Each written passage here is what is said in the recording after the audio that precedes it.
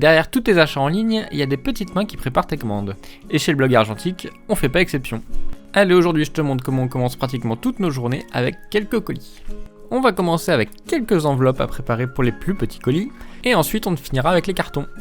Allez, c'est parti, parce que je parle, mais j'en ai oublié d'imprimer les étiquettes avec les adresses. Du coup, on commence notre mission avec un atelier découpage des petites étiquettes. Ensuite, on enchaîne en protégeant les petites ampoules des projecteurs de diapositives, puisque dans ces enveloppes, elles ont tendance à s'écraser.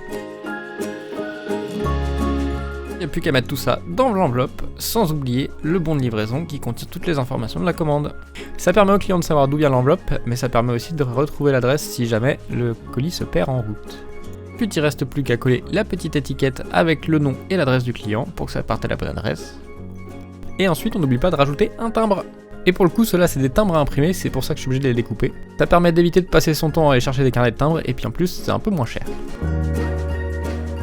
Ensuite, il nous reste 2 colis à préparer. Pour ça, on commence par fermer le bas du carton. Pour le coup, nous, on n'utilise plus que du scotch en papier, même si ça coûte vachement plus cher que du scotch normal. Mais bon, c'est un peu plus écolo. L'avantage du kit Cyanotype, c'est que c'est pas un produit fragile, donc on n'a pas besoin de surprotéger. On met juste les produits en vrac et on vient mettre du calage par-dessus pour pas que ça bouge.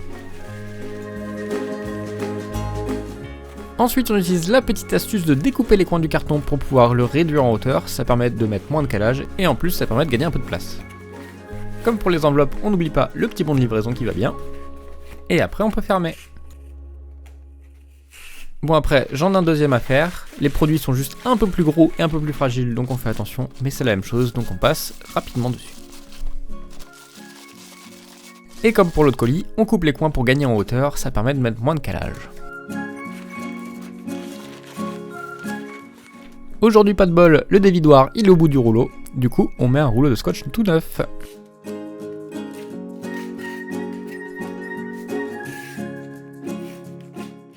Et comme le colis est assez fragile, par mesure de précaution, on rajoute un coup de scotch fragile par-dessus.